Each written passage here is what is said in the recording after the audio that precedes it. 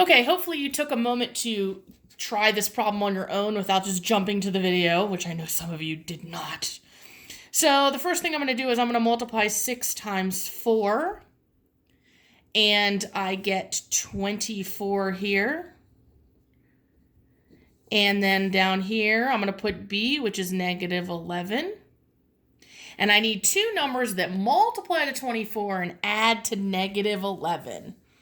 Well, we've got 1 and 24, and 2 and 12, and 3 and 8, and 4 and 6.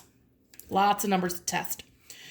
So we know that this is positive. In order to get a positive answer, the only way that can happen is if I have two positives multiplied to be a positive, or two negatives multiplied to be a positive. And then I want you to think about if I'm adding two negative numbers, it's going to give me a negative number. So that's why both of these will be negative. So I'm just going to throw these like this. So I know that a negative 1 times negative 24 is positive 24, and negative 2 times negative 12 is positive 24, and so on. But I need to figure out which ones of these add up to 11. Well, negative 1, negative 24 is negative 25. Negative 2, negative 12 is negative 14.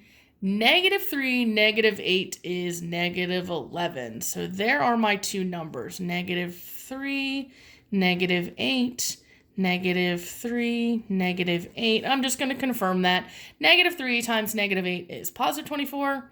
Negative 3 plus negative 8 is negative 11. Yay! All right. So if you recall, the first thing in the original problem goes in the first box. The last thing in the original problem goes in the last box. And the two diagonal boxes come from right here. Negative 3x, negative 8x. Now we're going to do our whole GCF thing. So we've got 3x, negative 4. Be careful because that's a negative. And then 3, nope, that's not right. How about 2x? And then minus 1 because nothing goes into 3 and 4. So my answer is 3x minus 4 and 2x minus 1. You can always check these also by working backwards. Like multiply this back out. Does it give you this? If you multiply this out and it gives you that, you probably did it right.